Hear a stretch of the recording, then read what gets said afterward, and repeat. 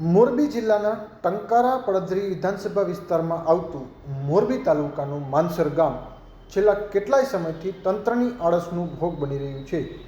આ ગામમાંથી પસાર થતી મોરબીના મચ્છુ 2 ડેમની પેટા કેનાલ D2ના ટેલનું કામ છેલ્લા ઘણા વર્ષોથી અટકેલું છે।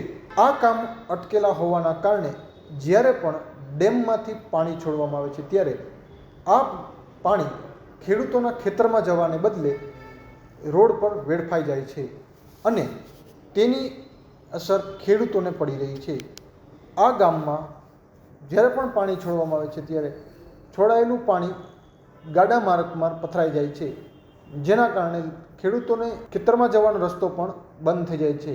આ બાબતે ગ્રામજનો દ્વારા અવારનવાર કાર્યપાલક ઇજનેરને રજૂઆતો કરવામાં આવી હોવા છતાં આજ દિન સુધી કોઈ કામગીરી કરવામાં ન આવી હોવાના પણ ગ્રામજનો દ્વારા આક્ષેપો કરવામાં આવી રહ્યા છે।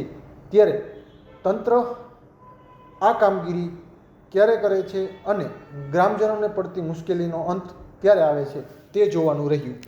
ત્રિભુવનભાઈ, કેનાલમાં અમારે મચ્છુ 2નો માઇનોર કેનાલ છે, એમાં 500 ને 700 વીઘા જમીન પાછળ બાકી રહી જાય છે। છોક વર્ષથી એમને મુહૂર્ત કર્યા રાખે છે, 2-3 વાર મુહૂર્ત કરી ગયા ને વળી પાસે એમને કહી છે હવે ચાલુ કરશું કામ, ચાલુ કામ થતું ખેડૂતો પાણી વિનાના એમને જમીનો પડી રહી પડતર।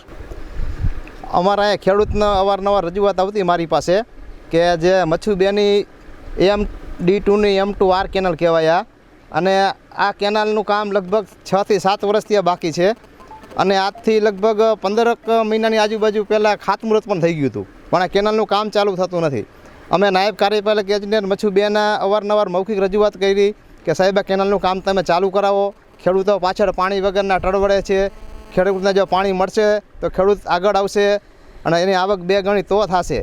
પણ આ પાણી આપ જોઈ શકો છો કે આવી વેસ્ટેજ પાણી જાય અને આ બધું પાણી જે આગળ અમારો માર્ગ ચાલુ છે કાચો માર્ગ એ પણ હલાતું નથી। એટલે અમારી એક જ ખેડૂતની વતી મારી માંગણી છે કે ઝડપથી આ કામ પૂરું થાય અને આવતા વર્ષે ખેડૂતને આ સિંચાઈનો લાભ મળે એવી અમારી રજૂઆત છે અને આપના થકી એ રજૂઆત તમે સરકારશ્રીમાં પહોંચાડો તો અમારા આ પ્રશ્નનું નિરાકરણ આવે।